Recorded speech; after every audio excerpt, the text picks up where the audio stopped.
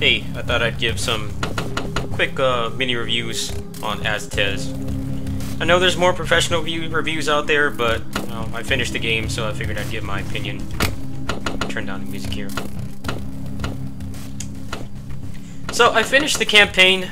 Basically, there's 4 weapons hidden in the campaign, and I only have 1. So there's still plenty of replay value there. There's also 2 endings. There's 2 bosses that I have not fought yet. So lots of material there. I'll probably record the rest of my campaigns if I can. They're kind of big. They can go on for like over an hour, so it's more up to you guys. If you want to watch an hour of raw footage or not, you can go ahead and let me know.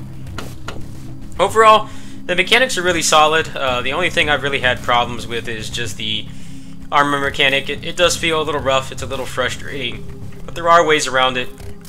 On the run that I got that finished the game, I had the Fortune War God attack, which basically gives you bullet time. So when I was able to use that, I was basically able to group all the conquistadors up at once and just break all their armor, and it actually made it pretty manageable.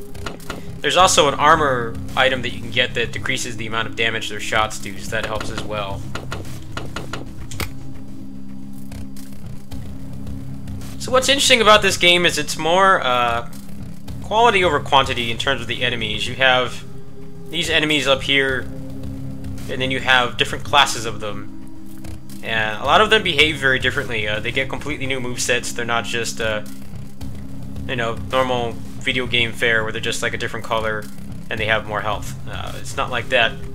They get the armor property as they level up in class. They also get new moves. So this is pretty much every enemy in the game. And you can practice against them once you've fought them once. So there's the 2 bosses here that I have not fought yet, but I've fought all but 4 of the other enemies.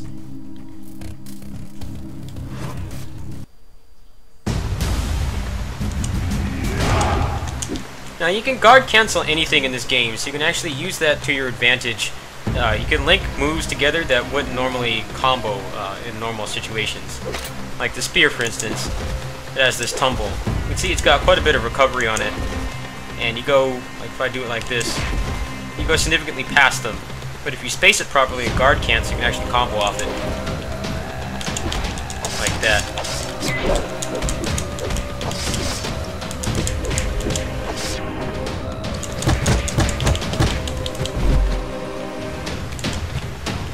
Now the rest is explained in the game, but when you switch weapons, it's actually an attack.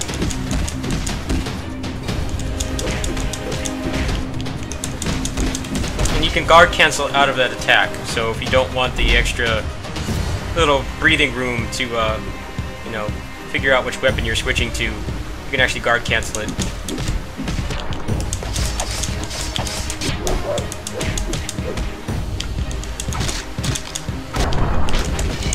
You can use that to kind of speed up the combat a little bit.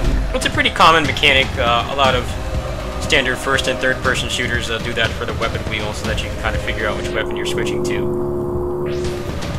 Now another thing you can do is you can use the blood hover or the air blood absorb to kind of prolong your fall. It's really useful towards the end of the game. As you can see, I'm losing altitude, but I'm staying in the air for a pretty significant amount of time. You can use that to dodge aerial shots. Like, say, one of the priests is doing the magic on the ground, it will pretty much cover the entire area that you're able to, move in the air, unless you haven't used your air dash or you have some other method of moving forward.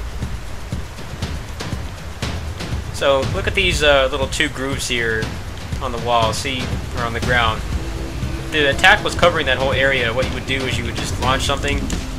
Say I'm launching him right now and I'm comboing him. And the priest is doing the attack. You can hold this down for a significant amount of time, even if there's no blood to absorb, and you can use that to dodge the attacks. There's lots of cool little things in this game. You can go ahead and show the weapons.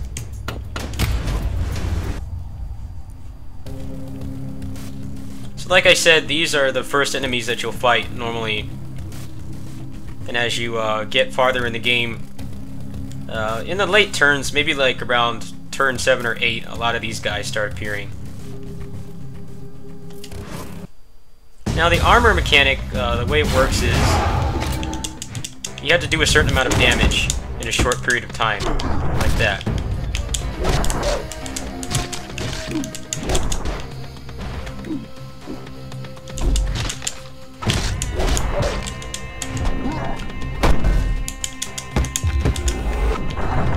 So after you combo them for a while, they will burst.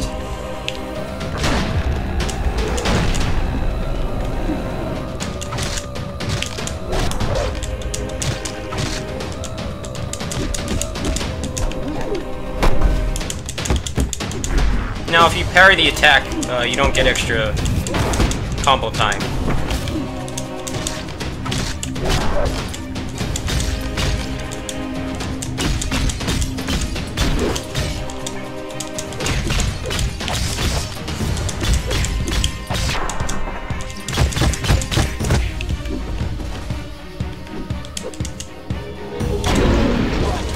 So if you're not doing a lot of damage in a short period of time, you will not be able to break their guard easy.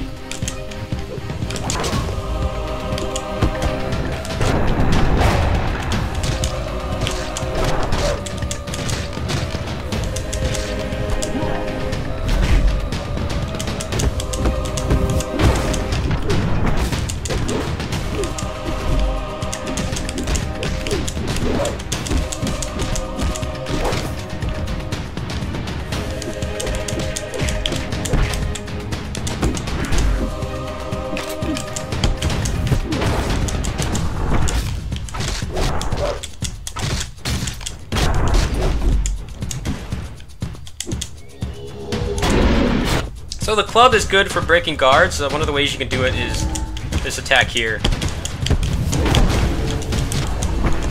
See, that broke it pretty quickly.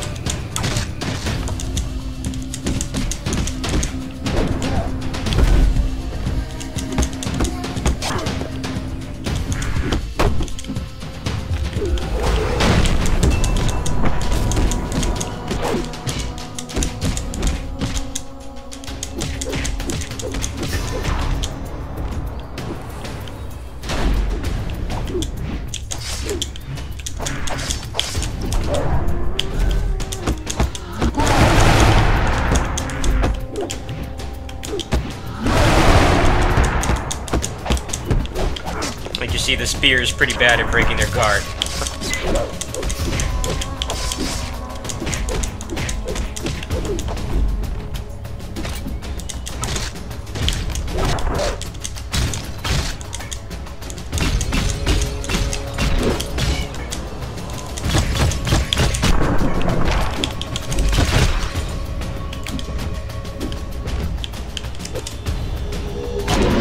That's the gist of the mechanics that they don't really tell you about. The tutorial is actually pretty well in depth. It teaches you pretty much all the mechanics, but in terms of the armor mechanic, it doesn't tell you about that at all. So I wanted to explain it. I do wish that it was balanced a little better. It's probably my biggest complaint with the game is that a lot of the weapons really aren't effective at breaking their guards. Now when I'm fighting a single enemy like this, it doesn't matter too much because you can just kind of bait out their attacks and dodge it or parry it and break it easily. But when you're fighting 4 or 5 other enemies, a lot of times it feels like there's only a couple moves with each weapon. Some moves don't even have good weapons to break guards at all. I would like it, maybe they could decrease the armor, or at least tell you how much armor they have left, or maybe decrease the decay, because they get their armor back, as far as I know, if you don't do enough damage in a short period of time. And that kind of, I don't know if it's imbalanced, it's just kind of annoying. A lot of times I switch the club. I think taking the club is pretty mandatory for the end of the game, because otherwise it can be pretty difficult to break their guards. I'm still missing 3 weapons. So let me go into the main campaign here. And you can tell right there, I don't even have that much experience fighting the legendary priest, and I was able to kind of get the hang of his attacks pretty quickly. So it's worth going through the campaign, if not to unlock the weapons, to at least have access to the enemies so you can train.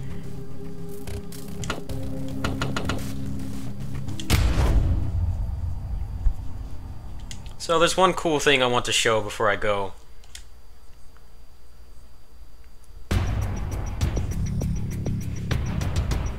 So you can see I have 4 weapons that I can choose from.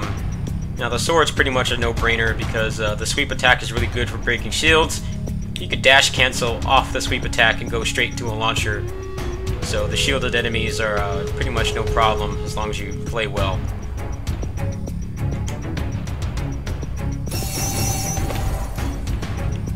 So if you go into your inventory, when you start, there's this item called the Smoking Mirror. What this does is it basically makes it so the mid-game difficulty starts at the beginning of the game. So you're fighting the mid-game enemies at the start. That allows you to kind of get past the boring part. I mean, I think the combat in this game is great, so even if you're just trouncing peons, it's really fun. You can actually use that to kind of practice how you weave combos together between enemies. They even have a training mode option for that to kind of teach you how to bob and weave through enemies using different weapons. So if I use this, I get to choose an additional weapon.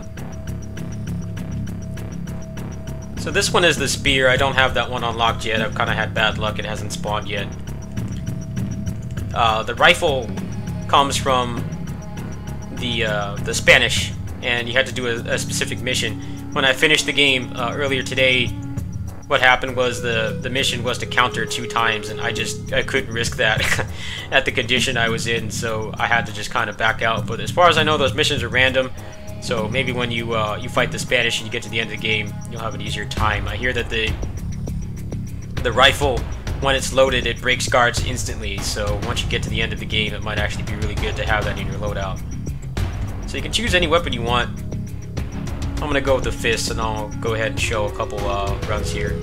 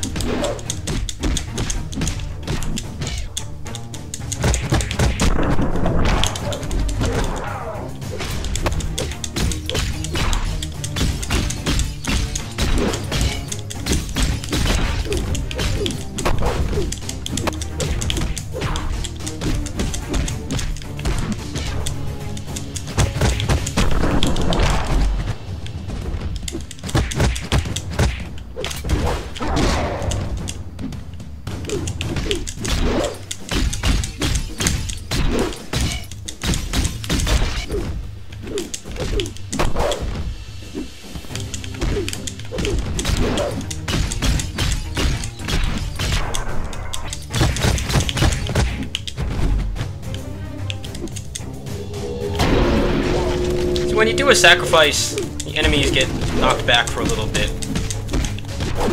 So sometimes if you have good spacing, you can use that to kind of chain sacrifices together. So what I often do is when I sacrifice, I will absorb all the blood on the ground, or at least as much as I can. You can kind of use that to kind of get a bearing and charge your War God meter. Also heal as well. So the way this works is once you unlock this weapon or weapon once, you will get to choose it as a starting weapon on any subsequent playthroughs. So even though I can use the spear in the arena, I can't use it in the campaign because I have not got the mission for it yet.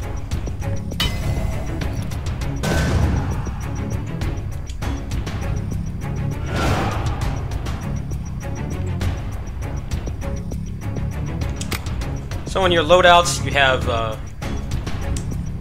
all your weapons. They're automatically assigned until you have more than 4. When you have more than 4, then you can choose to switch them out if you want. You can also switch where they are depending on what your muscle memory is. Now the gods are basically your finishers, and if you unlock them, you can't really use them again. It is pretty much exclusive to every run, so you're not going to have the same stuff every run, and I think that's kind of interesting. But luckily, once you unlock the weapons once, you can choose your own loadout. Especially if you use the Smoking Mirror, you can get to the mid-game difficulty and have 2 weapons to work with right away. Anyway, that's my mini review. Overall, I've really enjoyed the game. I'll be playing it a lot more. I'd like to thank the developers for giving me this free code. I definitely have played it a lot. As soon as it's available on Vita, I'm definitely going to support them and double dip and buy it, because I think this is going to be an amazing game. Portable. They have set the are a little concerned about the performance. I know one problem is that this is a 7-button game, and the Vita only has 6 buttons, so they're going to have to come up with a compromise for something. Likely they'll put like the absorb on some kind of button combination or something. I don't really think putting it on the touchscreen is going to work too well. I'm interested to see how it's going to work. I will definitely be doing a port review series on that once I get there. When I unlock the weapons, I'll be doing more work with the Bloody Palace. Anyway, I hope this helps you guys make a good purchasing decision. I'll have more gameplay out later this week. Peace.